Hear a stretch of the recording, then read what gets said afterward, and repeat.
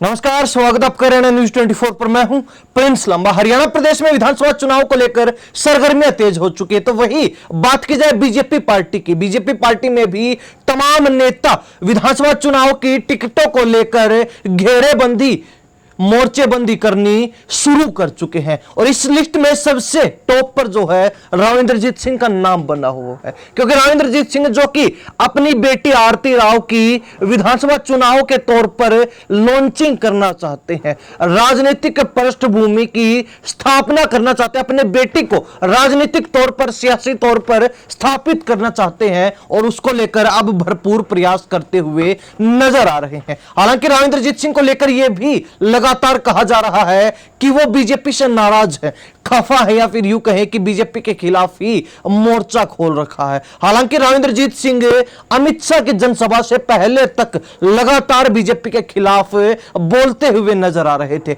लगातार भाजपा के खिलाफ बगावती सुर अपनाए हुए थे। लेकिन अमित शाह की जनसभा के बाद से राव इंद्रजीत सिंह खामोश, शांत और चुप चुप नजर आ रहे हैं। लेकिन कहीं ना कहीं अपनी बेटी को चुनाव लड़वाने की बात पर इस बार राव इंद्रजीत सिंह पीछे नहीं हटने वाले। ये बात वो पहले ही क्लियर कर चुके हैं। चाहे पार्टी टिकट दे या फिर पार्टी टिकट ना भी दे, लेकिन आरती राव चुनाव जरूर लड़ेंगी, चाहे राव इंद्रजीत सिंह को अपनी बेटी को निर्दलीय चुनाव ही क्यों ना लड़वाना पड़े। लेकिन अब बड़ा सवाल यह खड़ा होता है कि आरती राव को राव इंद्रजीत सिंह कहां से चुनावी मैदान में उतारने जा रहे हैं। और कहीं ना कहीं इसी को लेकर आज की चर्चा होगी, विस्तार से चर्चा करेंगे कि आरती राव आखिर कौन सी विधानसभा सीट से अहिरवाल क्षेत्र में दक्षिण हरियाणा में किस हल्के से चुनाव में देखने को मिल सकती हैं, चुनावी रण में संघर्ष करती हुई नजर आ सकती हैं। ऐसे में यह कहा जा सकता है कि फिलहाल राव इंद्रजीत सिंह और उनकी बेटी आरती राव दो हलकों में अधिक सक्रिय नजर आ रहे हैं। पहला बादशाहपुर और दूसरा जो है अटेली हलका। हालांकि दोनों ही जो सीटें हैं रामपुरा हाउस की परंपरागत सीटें मानी जाती रही है, लेकिन इसके बावजूद भी अब राव इंद्रजीत सिंह को अपनी बेटी को विधानसभा चुनाव में उतारने के लिए अच्छी खासी राजनीतिक जमीन तलाशनी पड़ रही है, जहां पर उनको अधिक संघर्ष ना करना पड़े और आसानी से उनके बेटी को चुनाव में जीत मिल सके। और इसी के चलते अब राव इंद्रजीत सिंह और आरती राव दो हलकों में अधिक सक्रिय नजर आ रहे हैं। सबसे पहले आरती राव के कुछ अलग अलग कार्यक्रमों की तस्वीरें देखी जाए तो ये सभी जो कार्यक्रम है बादशाहपुर हलके के हैं। बादशाहपुर हलके के अलग अलग गांवों में, अलग अलग स्थानों पर आरती राव लगातार लोगों से जनसंपर्क कर रही हैं, मिलने जुलने का प्रयास कर रही हैं, लोगों के मन टटोलने का, नब्ज टटोलने का प्रयास कर रही हैं। वहीं कुछ तस्वीरें इससे पहले की भी आपने देखी होंगी जहां पर राव इंद्रजीत सिंह लगातार बीजेपी के खिलाफ बोलते हुए नजर आ रहे थे। वो तस्वीरें थी अटेली हलके की, जहां पर पिता पुत्री की जोड़ी ने कहीं ना कहीं एक सनसनी सी पैदा कर दी थी बीजेपी खेमे में कि कहीं ना कहीं अब राव इंद्रजीत सिंह अपनी बेटी के साथ मिलकर कोई बड़ा खेला भाजपा के साथ अहिरवाल क्षेत्र में कर सकते हैं। हालांकि ऐसा कुछ देखने को अब तक नहीं मिला, लेकिन उसके बावजूद भी यह चर्चाएं जरूर है कि अब राव इंद्रजीत सिंह अपनी बेटी आरती राव को अटेली से भी चुनाव लड़वा सकते हैं, क्योंकि अटेली हलके में हर चुनाव के अंदर रामपुरा हाउस से जुड़ा हुआ एक व्यक्ति किसी ना किसी दल से चुनाव जरूर लड़ता रहा है और उसी परंपरा को कहीं ना कहीं राव इंद्रजीत सिंह 20 बार आगे बढ़ा सकते हैं। लेकिन अब बात यह उठती है कि क्या भाजपा राव इंद्रजीत सिंह की बात मानेगी?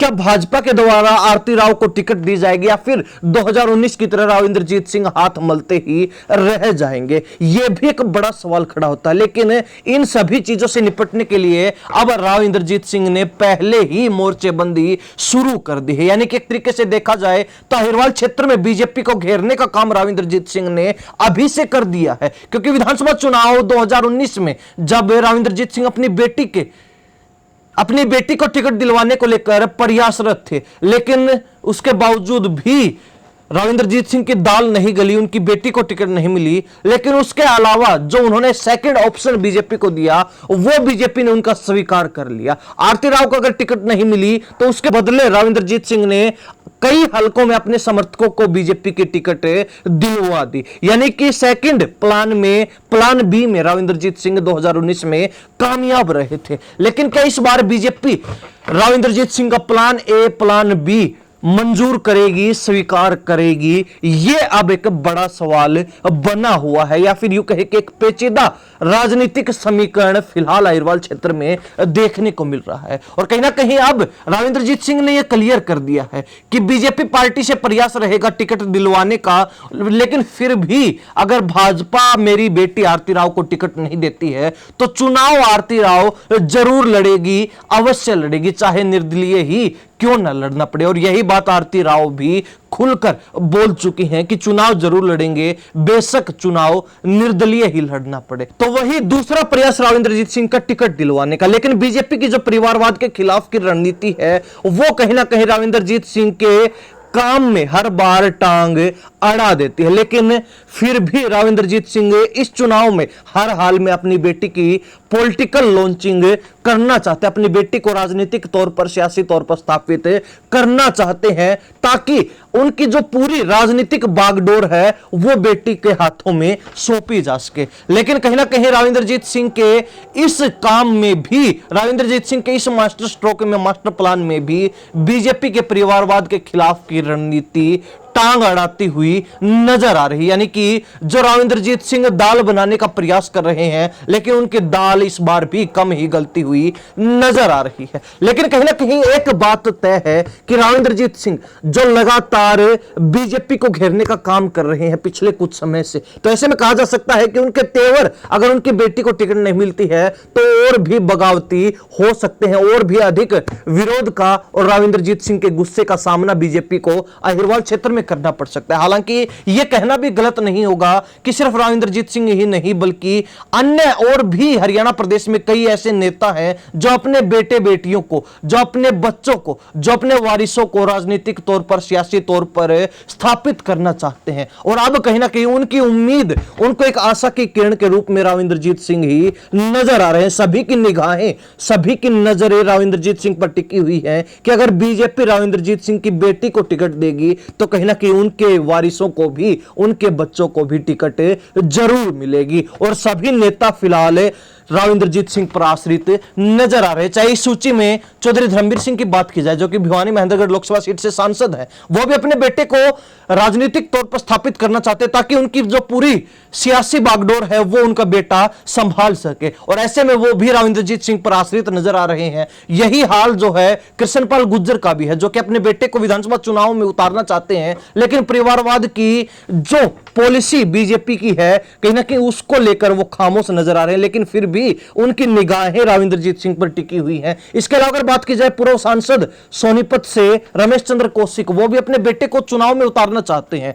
लेकिन कहीं ना कहीं भाजपा इन सभी नेताओं के मंसूबों पर पानी फेरने का काम करती रही है। लेकिन नेताओं को भी अब राविंद्रजीत सिंह एक उम्मीद की किरण के रूप में नजर आ रहे हैं। और कहीं ना कहीं सबकी नजरें टिकी हुई हैं कि अगर राविंद्रजीत सिंह की बेटी को टिकट मिलती है तो वो भी अपने बेटे बेटियों के लिए टिकट की डिमांड जरूर करेंगे और कहीं ना कहीं टिकट लेने का भी काम करेंगे। ऐसे में बीजेपी बीच मझधार में फंसी हुई है कि क्या करना चाहिए, क्या कदम उठाना चाहिए। हालांकि पिछले चुनाव को अगर ध्यान में रखा जाए तो ऐसे में बीजेपी झुकना मंजूर शायद ही कर पाए, लेकिन इसके बावजूद भी कहीं ना कहीं अपने खस्ता हाल को देखते हुए भाजपा को राविंद्रजीत सिंह के सामने घुटने टेकने पर मजबूर होना भी पड़ सकता है। और अगर ऐसा हुआ तो बीजेपी को इस बार कई नेताओं के बेटे बेटियों को, वारिसों को टिकट देनी पड़ सकती है। लेकिन कहीं ना कहीं अब तक कुछ भी तय नजर नहीं आ रहा और ऐसे में काफी पेचीदा जो है माहौल, काफी पेचीदा सियासी समीकरण बनते हुए